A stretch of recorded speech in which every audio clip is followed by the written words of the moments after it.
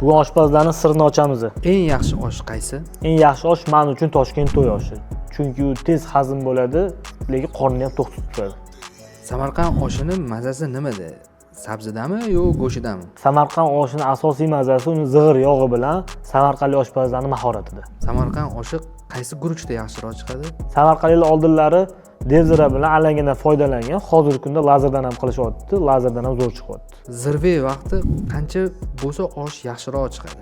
Zirve vaqti qaynab chiqqandan keyin past oluvda 40 minut 1 soat qaynasa shirali bo'lib chiqadi. Choyxona palovi bor, to'y oshi bor. Ikkalovini farqi nimada? Salomotga mahsulotida ham pishirish jarayonida ham choyxona palovda asosan mahsulotlar qovuriladi, hammasi oxirida go'sht dimlanadi. To'y oshida to'y oshi 3 ta etapda pishadi. Go'sht yengil qovuriladi, savs qaynatiladi, go'sht dimlanib pishiriladi. Unda ham no'xat bilan magiz bo'ladi to'y oshida. Faoliyatingizda eng ko'p homilador ayollarga to'y oshi ketganmi yoki choyxona palovi ketganmi? Buni statistika qilib ko'rmagan ekanman. Menimcha to'y oshi ketadi-yu, choyxona palovni ayollar yaxshi ko'rmaydi. Sizlar qanaqa osh yaxshi ko'rasizlar? Choyxona palovmi yoki to'y oshini? Kommentariyada yozib ketinglar.